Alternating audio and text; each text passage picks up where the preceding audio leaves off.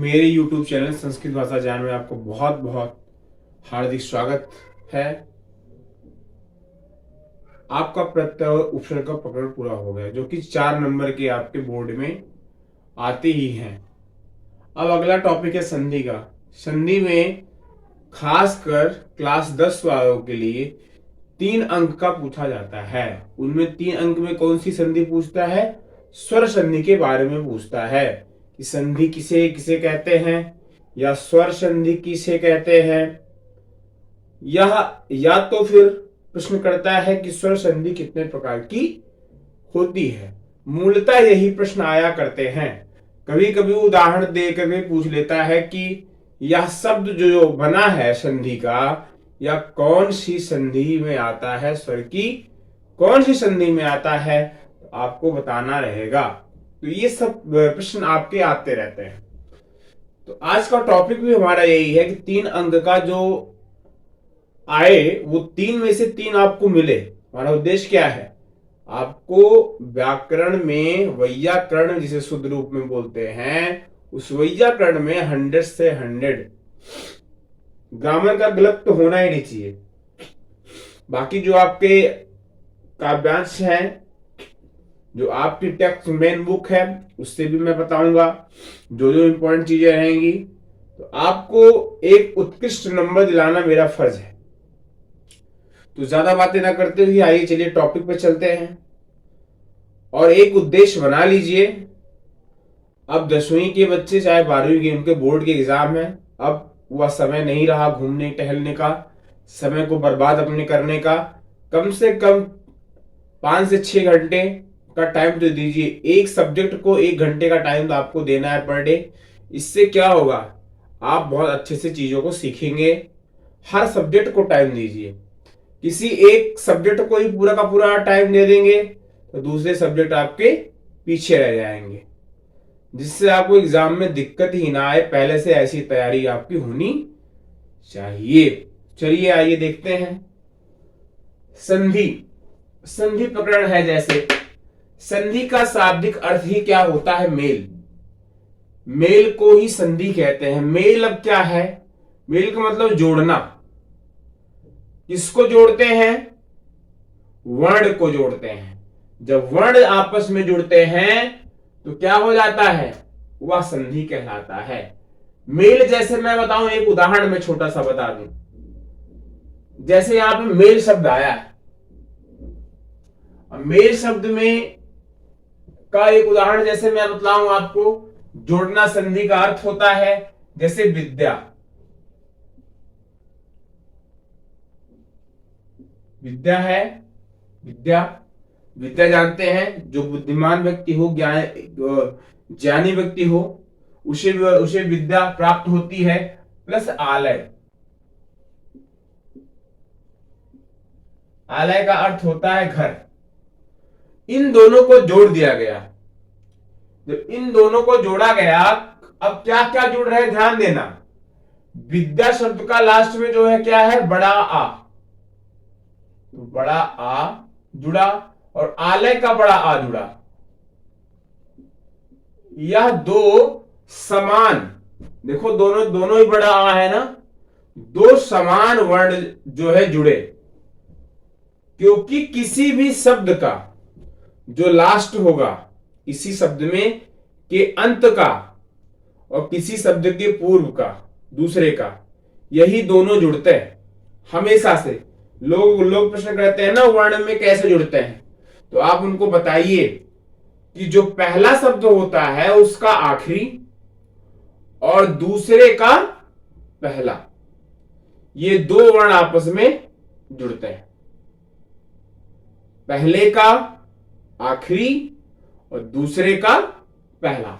जैसे इसमें पहले का आखिरी जुड़ा, विद्या की आप पे बड़े आ की मात्रा थी और आलय में बड़ा आ था, इसलिए ये दोनों जुड़ गए।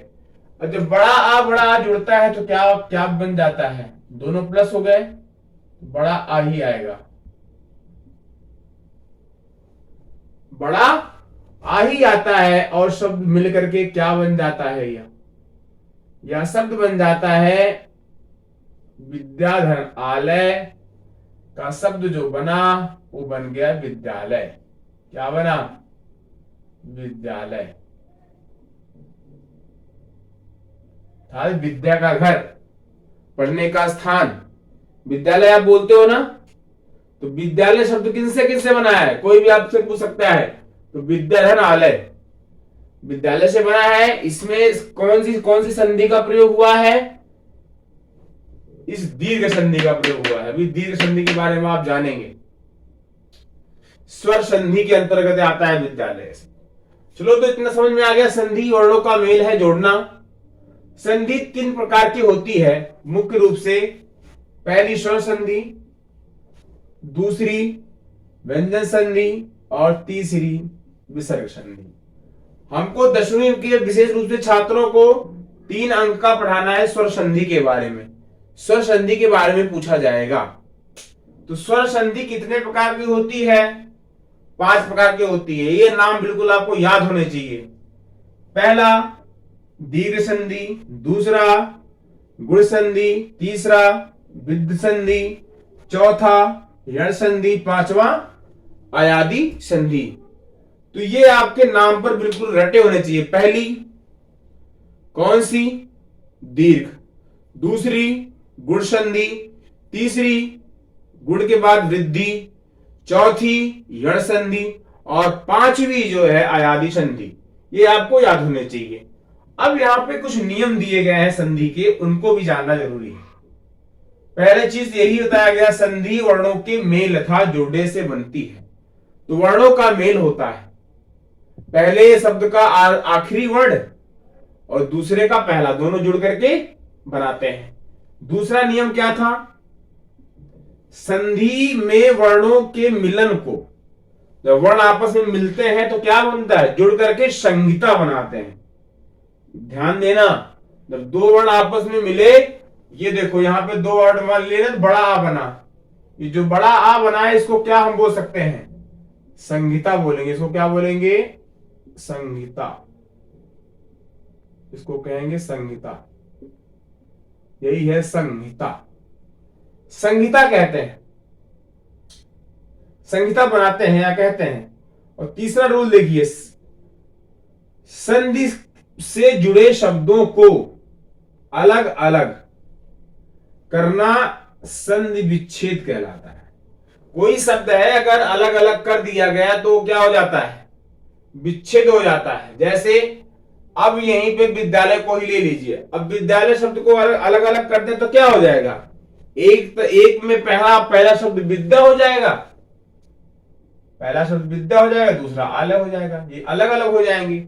अब इस अलग अलग करने की प्रक्रिया को क्या हम बोलेंगे? जुड़ने की प्रक्रिया को तो हम संहिता कहते हैं, लेकिन अलग अलग होने की प्रक्रिया को क्या हम बोलेंगे? क्या बोलेंगे? विच्छेद। विच्छेद का मतलब ही अलग करना होता है। जोड़ने की क्रिया को संहिता कहते हैं। जब 2 वर्ण आपस में जुड़ते हैं और शब्द बनता है तो उसे संहिता। और जब वही संधि का शब्द अलग अलग हो जाता है तो उसका एक नया नाम पड़ जाता है। वो क्या नाम होता है? वो नाम होता है विच्छेद, जिसे हम संधि विच्छेद कहते हैं। और जब 2 वर्ण आपस में जुड़ते हैं, जुड़ करके नए शब्द का निर्माण करते हैं, उसको हम संहिता के नाम से जानते हैं। तो आज का टॉपिक यही रहा। छोटा सा मैंने आपको संधि के बारे में बतलाया। विस्तृत जो है चर्चा इसकी कल की जाएगी। ऐसे अनुरोध होती रहेगी। 3-4 वीडियो आएंगे। 3-4 वीडियो में हम सारा कवर करने वाले हैं। ये दीर्घ संधि एक दिन बताएंगे, एक दिन गुण संधि, एक दिन वृद्धि संधि के बारे में, एक दिन यण, एक दिन अयादि। तो 5 दिन और लगेंगे इस संधि के प्रकरण को पूरा करने में। 5 वीडियो इसके और आने वाले हैं। आप बिल्कुल तैयार रहिए। मेरी मनोकामना है आप पूर्ण रूप से संधि को सीख ही जाएं। आप सभी का, छात्रों का मेरी तरफ से बहुत बहुत शुभकामनाएं। देखिए, कर भला तो हो भला, एक कहावत है, कर भला तो हो भला। कर भला तो हो भला। आप अच्छे कर्म करेंगे तो भला क्या होगा उसमें? खुद तो आपका होगा ही, साथ में आपको देख कर भी दूसरा व्यक्ति भी प्रेरित होता है।